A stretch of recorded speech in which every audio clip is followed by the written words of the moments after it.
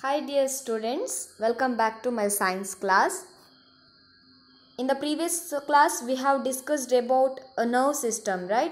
So what is nerve system and the importance of neuron, then what is reflex action and reflex arc. Okay, and students, one more thing I forgot to tell about relay neuron. Okay, see here you can see a yellow color neuron that is called relay neuron. Okay, relay neuron, it is like our Netravati bridge. So you saw Netravati bridge that connects a national highway, right? Similarly, the relay neuron that connects sensory neuron and motor neuron. So what is sensory neuron? Okay, when we touch anything, the receptors present in the sense organ that sends signals to the spinal cord. In case of reflex action, it sends the signals to the spinal cord through sensory neuron. And further, the spinal cord interprets the signals and sends information to the muscle through motor neuron. In between this, the relay neuron that connects a link, okay, see this yellow color, from sensory neuron that goes to the spinal cord, and from spinal cord that comes to the, and it connects to the motor neuron through the relay neuron. Okay, it's act like a bridge. Is it clear? Okay, today we will start through a small game. I'll start the class through a small game. Okay, are you ready? Yes. The game is very simple. Okay, all you have to do is you have to say the color, not the word. Okay, I'll repeat. I'll give some word. You have to say the color of those words, not the word. Let's begin. Okay. Yes. See the word carefully and think of its color.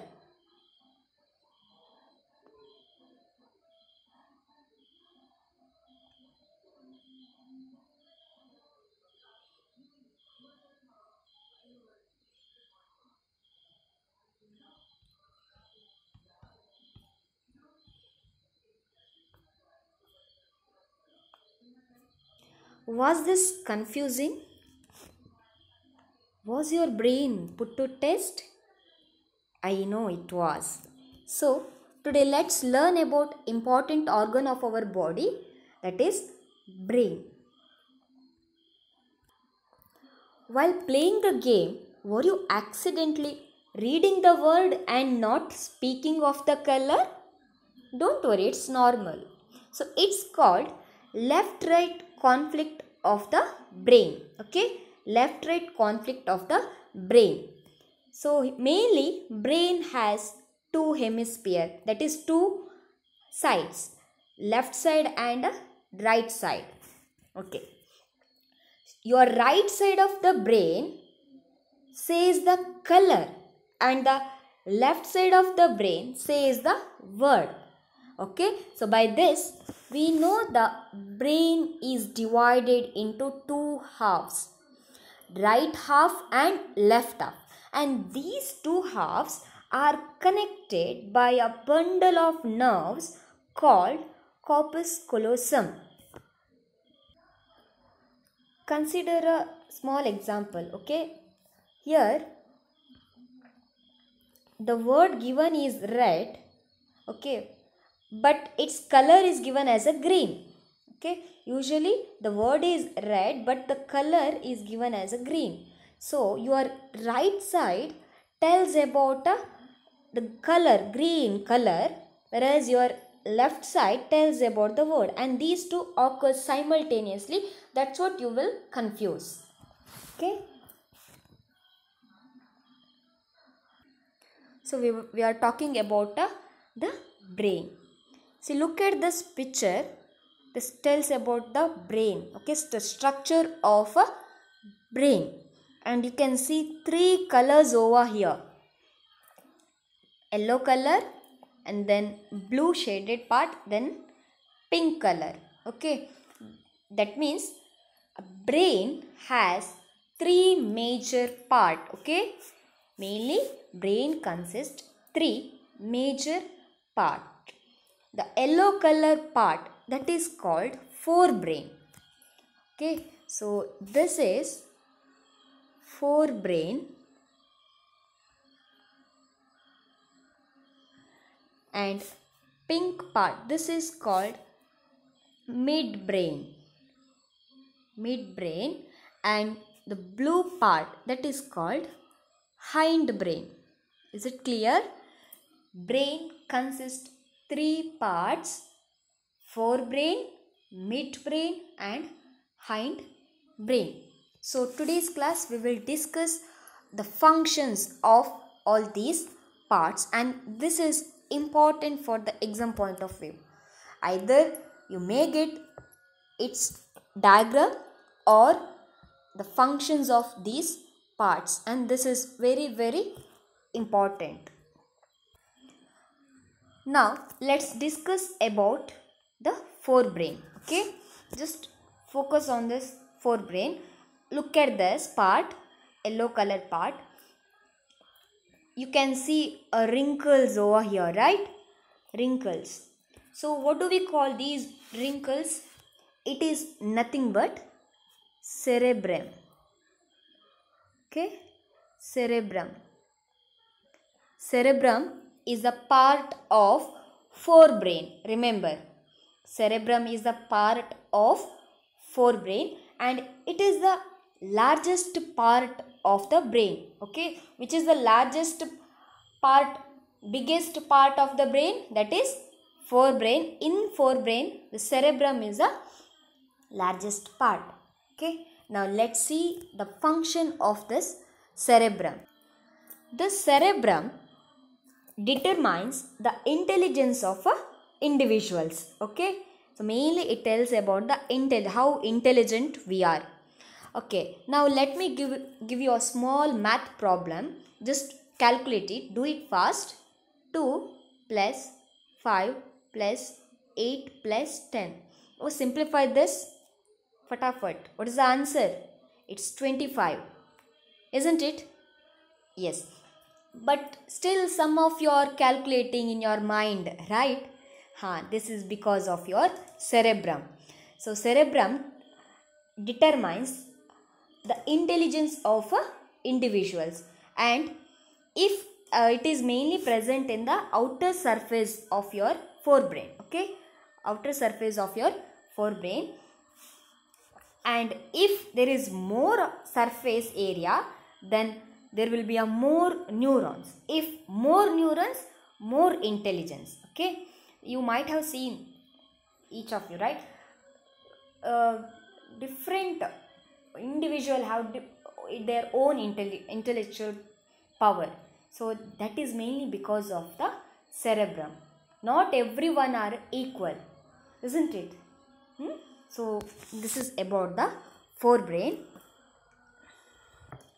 So this forebrain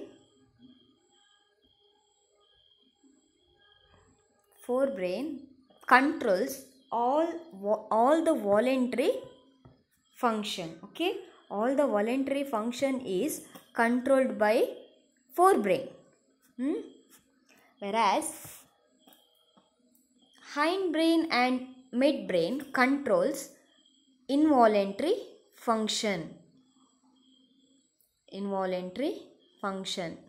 Okay, including cerebrum, this forebrain consists some other parts like thalamus, hypothalamus, pituitary gland. All these are controls what? Voluntary functions such as walking, thinking, language interpretation, speaking, your speech, then calculating. Everything is controlled by this forebrain. Then midbrain and hindbrain controls your involuntary function. So involuntary function means it's not under our control. For example, heartbeat, swallowing, then sneezing, coughing, excretion, digestion. All these are done without thinking, right? we cannot control all these actions. So those actions are controlled by hindbrain and midbrain.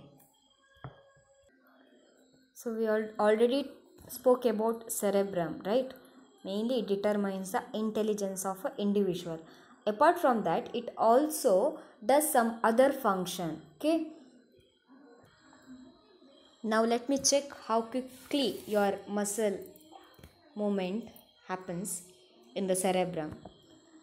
So all of you raise your right hand quickly. Yes, good. You're able to raise your right hand, right? Not your left hand. So this is mainly because of a cerebrum.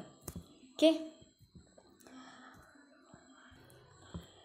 Look at this picture. What do you see here? A beautiful rose, right? So what is the color of this rose? Is it purple? No, the color is red. Okay. So you're able to see this flower because of your forebrain. You may be wondering that it's my eyes, right? My eyes are seeing the flower. But eyes only sends the message to the forebrain, and the forebrain processes the information, that interprets the signals and sends some information to the eyes that you are seeing something, that is rose. Similarly, you are able to hear me, right?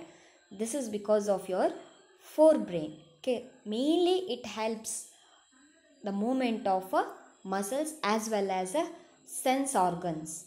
Okay, all the five senses you are sensing them, that is because of your forebrain, that is cerebrum in the forebrain.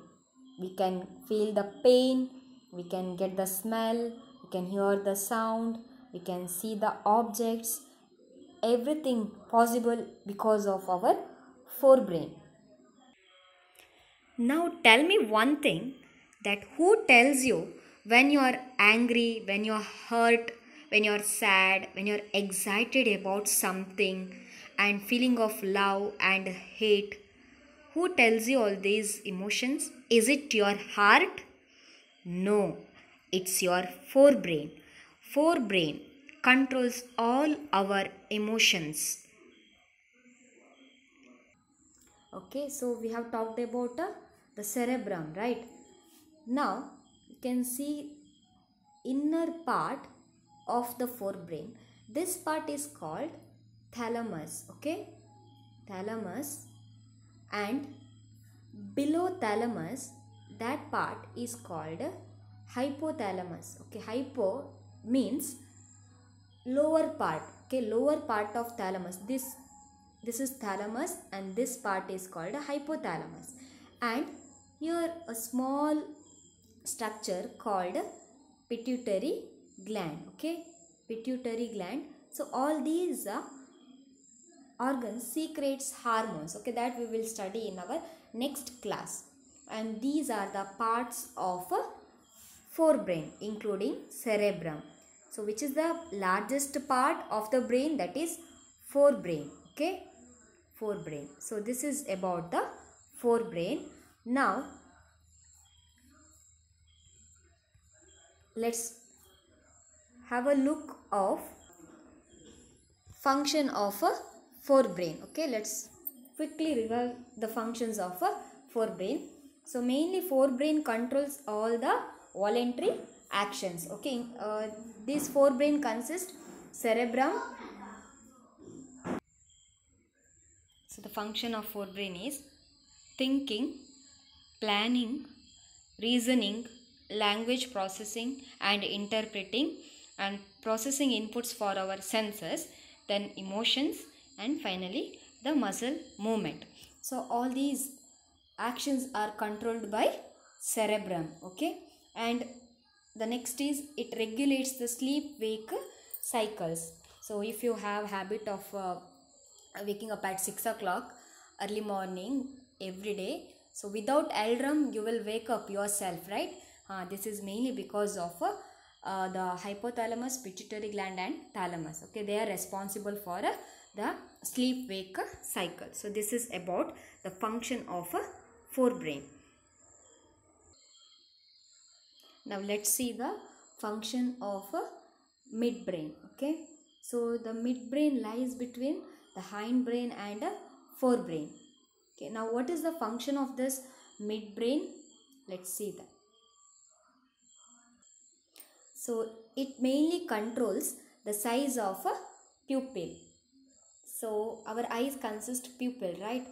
The size, it changes the size of the pupil. For example, suppose when we are in a bright room, and suddenly when we enter into the dim room or dark room, so suddenly we cannot see the objects in a dim light, but after some times we can able to see the objects in a dim light. Yes, this is mainly because of the midbrain that controls the size of pupil, and it controls all involuntary actions. This hindbrain consists 3 parts. Okay, so this part is called pons, and below pons this is medulla oblongata. Then the flower like structure, this is called cerebellum. Okay, cerebellum. So again, these are the parts of a hindbrain. Okay, hindbrain, pons, medulla oblongata and a cerebellum. Pons, it like a bridge. Okay, it acts like a bridge. It connects medulla oblongate to the midbrain. Okay, and the medulla oblongata then continues as a brain stem, spinal cord. Okay, and the cerebellum, here this part is very important. Okay, let's discuss about the parts of a hindbrain. Now let's see the function of cerebellum. Okay, just think of riding bicycle. So first time when you learn to ride the bicycle, you're using a lot of your cerebellum, that is your hindbrain. So you will learning to get balance, you will learn how the pedal works, you will learn how to give trin horn. But once you learn that, once you have done enough practice, and finally you will get the confident, right? And after you done several practice, you are able to ride the cycle. But this time you don't even think of all these, how to give horn, how to balance and etc. All these things happens automatically, right? So once you get the grip, you will ride without any fear. And when you look other vehicles, automatically you will give the horn and without thinking. When there is a curve, you will turn the cycle, right? And I'll give one more example. So when you use Seesaw app for the first time, you learnt it, how to upload the videos, how to upload the lessons, notes, and then how to download it, isn't it? So in the beginning you found little bit difficult, right? You thought, you learnt, you used your cerebellum, but gradually what happened? It became very easy. Now you're familiar with the Seesaw app, you're convenient to use it, right? This is mainly because of a cerebellum.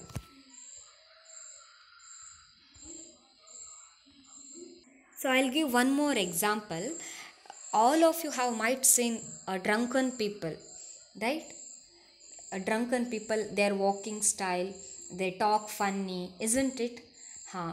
So what happens is, when they consume alcohol, it affects their cerebellum. Okay, that is, it affects their motor memory. They are unable to talk and walk properly, and their posture also, they can't balance their body, and they may no longer be to ride the bicycle. Actually we says that there is a reason why we say that don't drink and drive, because when we consume alcohol, when we drink, it affects our motor memory, and finally we'll lost our balance and they may cause a accident. So this is about the cerebellum.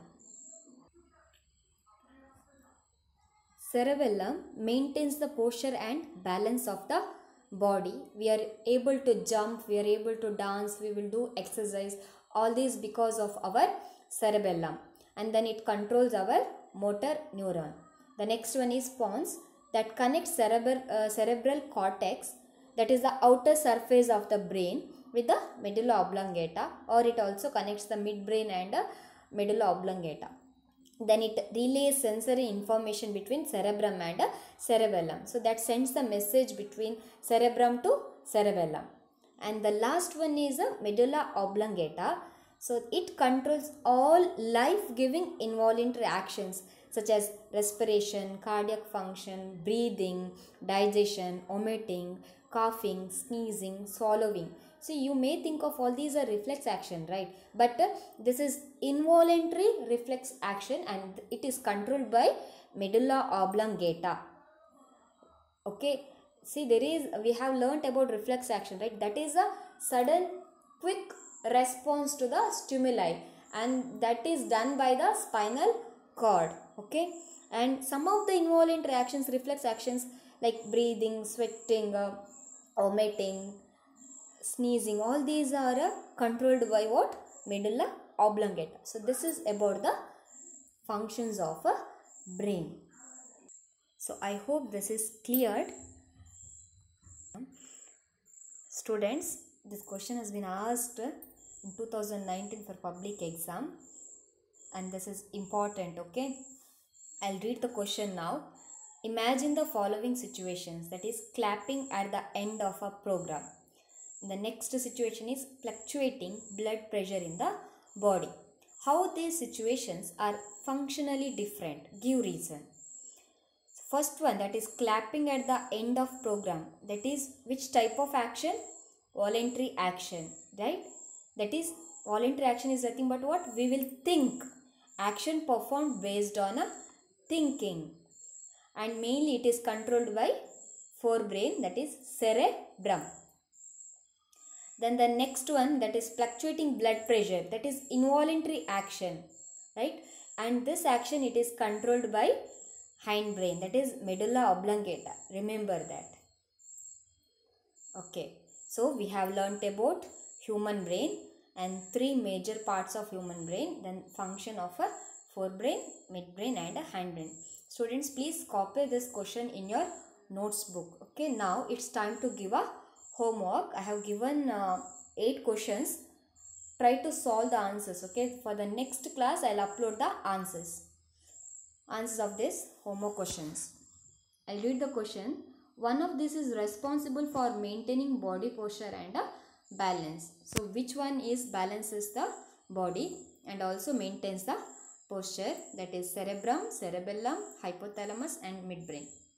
The next one, the main thinking part of the brain is dash, midbrain, forebrain, hindbrain and hypothalamus.